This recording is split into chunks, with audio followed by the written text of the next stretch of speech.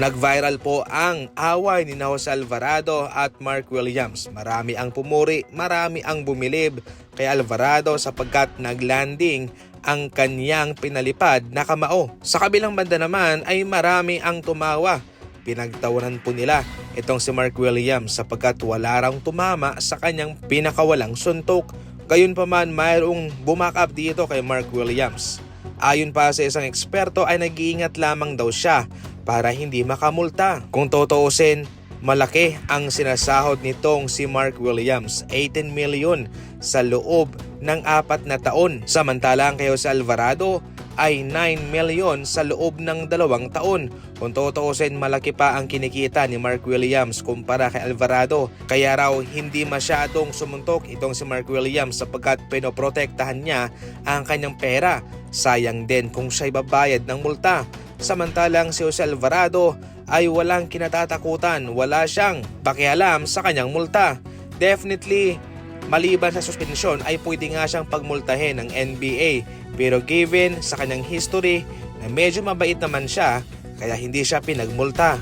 Pero kung yung mga players na mayroong history na mayroong pagka-dirty, ay tsak na pagmumultahin yon. Kaya sa pangkabuuan, kaya raw hindi nasinta ni Mark Williams itong si Jose Alvarado ay pinoprotektahan niya lang ang kanyang pera. Wala na sa rotation itong si Chris Paul pero nasa management pa rin siya ng Los Angeles Clippers. Sa ngayon ang tanging paraan para siya'y makaalis talaga ay kung magkakaroon ng buyout o kung isasama siya sa isang trade. Definitely hindi po maganda ang pag-handle ng Clippers kay Chris Paul. Ngayon pa man ay nais po nilang iretiro ang kanyang jersey sa kanilang arena. Okay naman yon, sign of respect, pero mukhang hindi ito magandang ideya sa kadahilanang malabong sumipot itong si CP3. Sa ating huling balita naman mga idol, marami ang nakatutok dito kay Coach Steve Kerr. Oo, sila'y nanalo sa kanilang laban kontra Brooklyn Nets. Pero ang malaking katanungan ay kung magpapatuloy na ba ang mga panalong ito. Baka raw babalik na naman sa kanyang dating estilo itong si Coach Steve Kerr na puro small ball lineup. Sa ngayon maliban kay Coach Steve Kerr ay marami na rin po ang na-frustrate sa front office ng Golden State Warriors.